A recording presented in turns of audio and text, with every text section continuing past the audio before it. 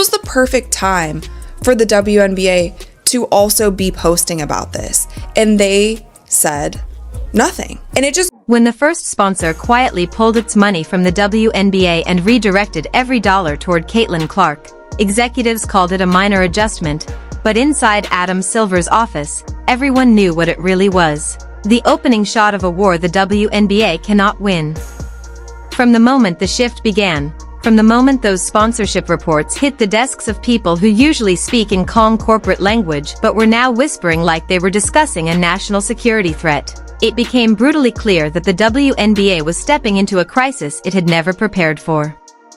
This wasn't another Caitlin Clark highlight, another viral clip from the logo, another sold-out arena. This was something deeper, something that hit the league's foundation like a hammer. Brands weren't just supporting Caitlin Clark, they were abandoning the WNBA itself. They were making the kind of corporate decisions that don't get reversed, that don't disappear, that don't magically fix themselves. They were choosing Caitlin Clark over the league that signed her. And that single fact was enough to send the entire WNBA leadership into panic mode. Because the one rule in modern sports is simple: money follows attention, and for the first time in league history, attention was following a single player instead of the league. It didn't start loud. It started with polite emails. It goes to show that all of us who have been speaking out about this and saying, like, it doesn't seem like you guys are giving Caitlin, the kind of props that she deserves. Subtle adjustments, strategic reallocations, the kind of professional-sounding phrases corporations use when they're about to do something that changes everything. A sponsor would call the league office and say, "We want to keep supporting the WNBA, but can we get more Caitlin Clark content?" Another would say, "We'd like to shift a percentage of our marketing budget toward athlete-specific campaigns." But beneath those words was the real message: we don't want the league, we want her. At first, the league pretended nothing was happening. They claimed it was normal. They said big stars attract brand attention. But behind closed doors, the tone was different. Executives asked the same question over and over: if this continues, what happens to the rest of the league? Because the numbers didn't lie. Before Caitlin Clark arrived, the WNBA had been fighting for ratings, struggling for relevance, begging for coverage.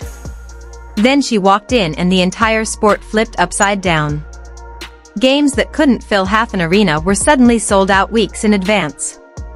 Ticket prices tripled the moment Indiana hit the schedule. Networks begged for fever games. Clips of Caitlin pulling up from the logo generated more views in one night than entire franchises did in multiple seasons. And for the first time in its 28-year existence, the WNBA wasn't growing, it was exploding. But the explosion wasn't balanced. It wasn't league-wide. It wasn't evenly distributed across teams. It was tied to one name. The Caitlin Clark effect that we talk about, viewership, money, all of those things. All of the people who were shouting this for the entire... Caitlin Clark. Sponsors saw that immediately. They didn't look at feelings. They didn't look at narratives. They didn't look at locker room chemistry or league politics. They looked at data. Hard numbers. Search trends. Social engagement spikes. Record-breaking merch sales. GEO tracking reports showing how many fans were only watching fever games and skipping everything else. The analytics painted a picture so clear even the league couldn't deny it. The WNBA's growth wasn't coming from the WNBA, it was coming from Caitlin Clark. And that single truth is where the crisis began. Because the WNBA tried to push back against it. Instead of embracing their biggest star, instead of building everything around the phenomenon that was single-handedly rewriting the economics of their league, they tried to spread the spotlight. They tried to balance the narrative. They tried to promote everyone equally. They tried to soften the Caitlin effect instead of accelerating it. And fans noticed. Media noticed. Most importantly, sponsors noticed. Every time Caitlin Clark was shoved into physical battles on the court, unnecessary hits, cheap shots, reckless fouls, fans took it as a sign the league wasn't protecting its most valuable asset. And sponsors interpreted it as something even worse. The league doesn't understand the business it's sitting on. The LPGA did. When Caitlyn showed up at a golf pro-am event, the LPGA treated her like oxygen. They put cameras everywhere. They put her next to their biggest stars. They made sure every moment was broadcast. They built the entire promotional event around her because they understood something the WNBA leadership refused to accept. Caitlyn Clark doesn't just bring attention, she brings an audience that transforms industries. That's why that golf event trended worldwide.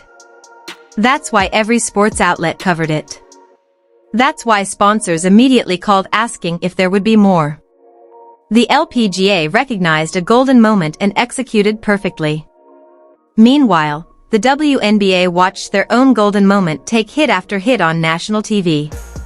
So sponsors made their choice. They shifted money away from league-wide promotions and into Caitlyn-focused campaigns. They redesigned commercial storyboards to revolve around her image. They put her at the center of cross-sport events, brand launches, and social campaigns. Suddenly the WNBA logo was shrinking and Caitlyn Clark's face was filling the frame. Ads weren't featuring Indiana Fever as a team, they featured Caitlyn and the product. Media placements weren't WNBA highlights, they were Caitlyn Clark moments. The money wasn't flowing through the league. It was flowing around it. Inside Adam Silver's office, panic was spreading faster than anyone wanted to admit. This wasn't about basketball anymore. This was about control. Once sponsors discover they can get better returns by investing directly in the star instead of the league, a power shift begins that no commissioner wants to see. Now imagine the scene, executives sitting in a conference room, staring at a report showing 3 major sponsors quietly restructuring their deals. One wants exclusive Caitlyn content. Another wants to link all their campaigns to Caitlyn appearances. Another wants to shift 70% of their WNBA budget to Caitlyn-only partnerships. On paper, the WNBA still gets paychecks, but the foundation is crumbling. Because the power is no longer tied to the league shield. It has migrated to a single player. And here's the nightmare scenario that keeps these executives awake at night. If the money follows Caitlyn Clark completely, the league loses control of its narrative, its value, and possibly its future. The early warning signs are already here. Ratings for games without Caitlyn are nowhere near Fever numbers. Merch sales without her name collapse. National broadcasts beg for her appearances. Streaming algorithms push Caitlyn clips above everything else. The moment she's not involved, the interest dips, not a little, a lot. That imbalance is creating a fracture that WNBA leadership keeps pretending isn't there. Team owners are asking brutal questions in private meetings. Sponsors are hinting at pulling out of league-wide deals altogether. PR advisors are warning that the league's messaging is failing. Financial teams are predicting budget cuts if the trend continues. And the fear running through all of them is the same. What if fans choose Caitlyn Clark over the WNBA? Because the league has unintentionally taught them to. Every viral moment, every trending clip, every packed arena reinforces the idea that Caitlyn Clark is the show. The league isn't building around its superstar, the superstar is carrying the league. And if the audience decides it only cares about Caitlyn, the league becomes optional. That is the scenario that terrifies leadership. The idea that their entire ecosystem now depends on one rookie who didn't ask for this responsibility but ended up shouldering it anyway simply because she was too good to ignore. The truth the WNBA keeps avoiding is unavoidable now. You cannot dim the light of the player who is paying the league's bills. You cannot pretend Caitlyn Clark is just another rookie when every metric says otherwise. You cannot let her get targeted, shoved, hit, and fouled on national broadcasts while telling fans it's fine. And you cannot expect sponsors to stay loyal to the league while the league refuses to embrace the person responsible for its rise. Every clip says the same thing. Every sold-out arena says the same thing. Every sponsorship shift says the same thing. The future of women's basketball is tied to Caitlyn Clark, whether the WNBA wants it or not. This is the beginning of the tipping point, the moment where sponsors are no longer hinting, they are acting. And the league must decide whether it will evolve, adapt, and embrace the Caitlin Clark era, or get left behind by the very audience it spent decades trying to build. But just when everyone thought the chaos had peaked, a new storm hit the league, a storm so loud, so unexpected, and so brutally exposing that even the players who once stayed silent were suddenly forced to choose a side, because this time, it wasn't just about Caitlin Clark's fame, it was about survival. The real explosion inside the WNBA didn't happen on the court, or in a press conference, or even in the boardroom where the commissioner and the executives were scrambling to understand how one rookie had flipped the economics of a whole league. No, the true blast happened privately, behind closed doors, when players, agents, coaches, and team owners realized that Caitlin Clark had unintentionally rewritten the rules of power without saying a single word. Because the second the sponsorship numbers leaked, the massive, unprecedented contracts, the cross-league endorsements, the private brand deals, the corporate partnerships begging to work with her, the WNBA locker rooms shifted from polite tension to open panic, and suddenly everyone was talking, whispering, trying to understand what it meant for their own careers, because every player in that league knew that the old system, the one where the WNBA tried to maintain equal marketing, equal exposure, equal narrative distribution, had completely collapsed the moment fans decided that they didn't care about the league identity anymore. They only cared about the individual star who made the entire ecosystem relevant. And that star was Caitlin Clark. So when the owners gathered for that emergency meeting after the sponsorship bombshells dropped, they didn't pretend anymore. They openly admitted that the WNBA had crossed into a new era where success was no longer measured by team loyalty or league growth, but by the gravitational pull of a single athlete. But the players didn't take this shift quietly. No, this was the moment the resentment that had been simmering for months, sometimes even years, finally exploded into open conflict, because many veteran players felt like they had put in the time, the grind, the sacrifice, the league building. And now suddenly a younger player, a rookie, someone they believed hadn't paid the dues, was being handed the world they had fought for. The jealousy wasn't hidden anymore, the frustration wasn't subtle, the eye rolls, the social media subtweets, the uncomfortable interviews, everything became sharper, louder, more heated. And while the league tried to keep things professional, the internal politics behind the scenes became unbearable. Some players blamed the WNBA for leaning too heavily on Caitlin. Some blamed the fans for only supporting one person. Some blamed the media for turning every headline into a Clark headline. But the truth was more complicated, and everyone knew it. Caitlin Clark was not just a player, she had become an economic engine. Her name alone sold out arenas in minutes. Her highlights dominated sports shows. Her jerseys outsold entire teams combined. Her presence made ticket prices skyrocket. She had become the kind of athlete leagues dream of but almost never get. And because of that, when the second wave of sponsorship deals hit, the ones that weren't just sports-related but crossed into tech, entertainment, global branding, suddenly the WNBA stars who used to call themselves the faces of the league realized that they were no longer the faces at all. Clark wasn't playing by their rules. She wasn't playing their political games. She was breaking barriers they could never crack. And that's when the internal divide in the league became unmistakably clear. You were either benefiting from her impact, or you were getting overshadowed by it. There was no in-between. What made everything worse was the timing. The CBA negotiations were looming. Players wanted higher salaries. Owners wanted increased revenue. And the league wanted stability. But the arrival of Clark had shifted every equation, every negotiation angle, every projected growth line. Suddenly, the league had leverage it never had before, but that leverage rested entirely on one player. And because everyone knew that, discussions behind the scenes became emotional, desperate, even strategic in ways that felt more like chess than sports. Some veterans privately discussed forming alliances to push for league-wide rule changes. Some agents warned their clients that the marketing landscape was about to change forever. Some teams even began restructuring their entire off-season plans to either attract players who complemented Clark or, in some cases, compete with the level of attention she brought. But the most explosive tension came from the players who believed that no rookie should ever hold this much power. They felt outshined, disrespected, erased. And because social media amplified every emotion, every reaction, every micro-expression, fans began to choose sides, creating a clear divide between Team Caitlyn and the rest of the league. The WNBA front office watched this unfold with a mix of fear and opportunity, because they understood the truth that many players refused to say out loud.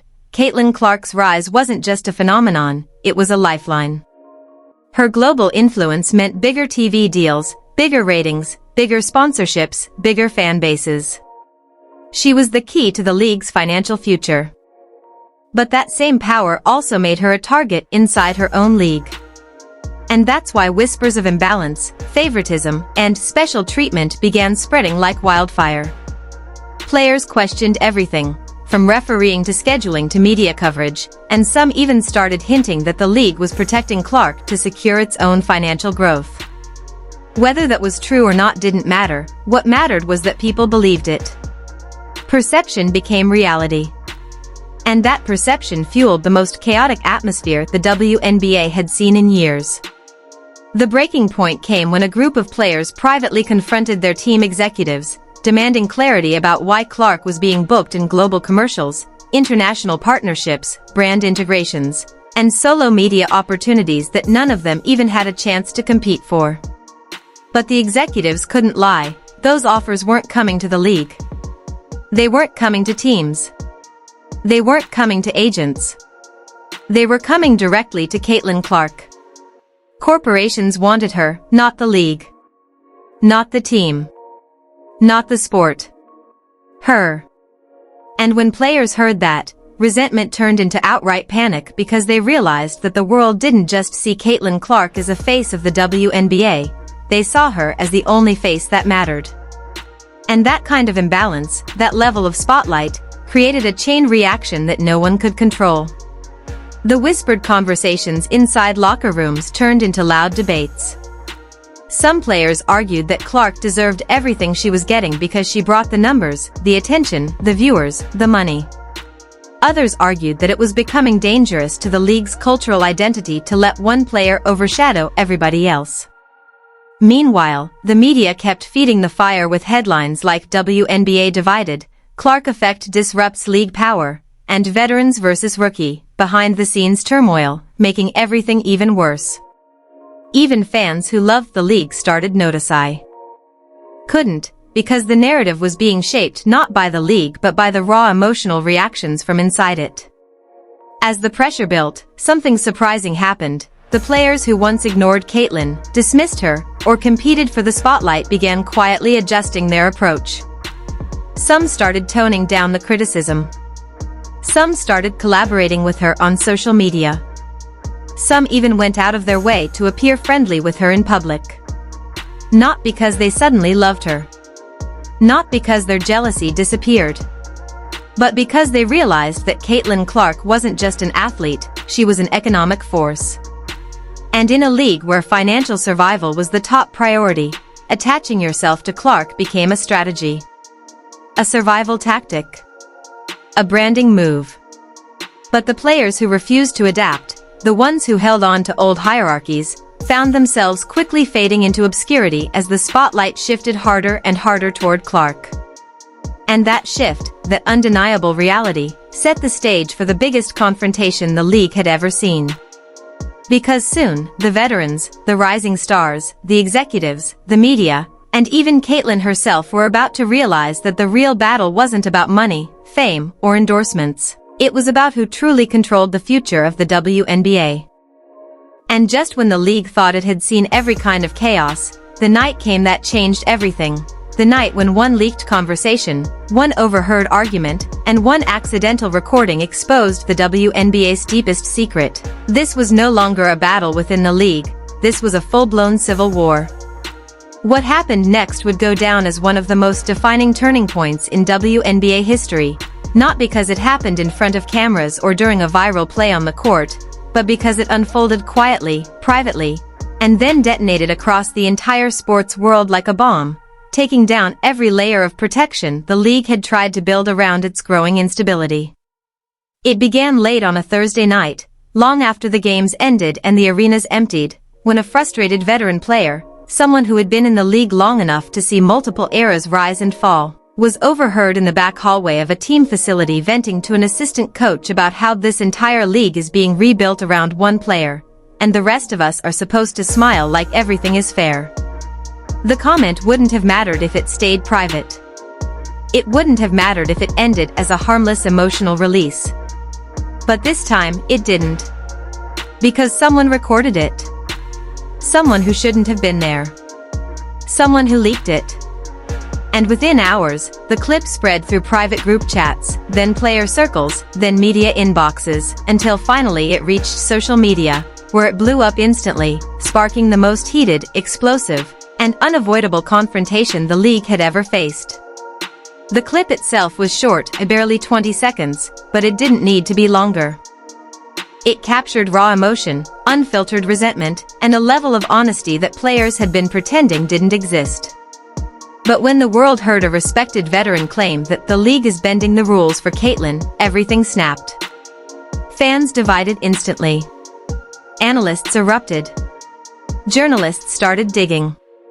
Suddenly, everyone wanted to know what the WNBA had been hiding. Was the league really giving Clark special treatment? Were schedules adjusted for her?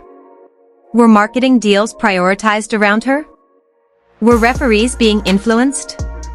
Was the rookie actually being shielded from criticism to protect revenue? Questions flooded sports media like wildfire, and even though none of the accusations were backed by evidence, the perception alone was enough to ignite a level of chaos that the WNBA's PR team had no chance of controlling. What made the situation even more dangerous was how quickly other players started reacting. Some defended Clark publicly, saying she earned everything she got. Some accused the league of mismanagement. Some said nothing, which made fans assume they agreed with the leak.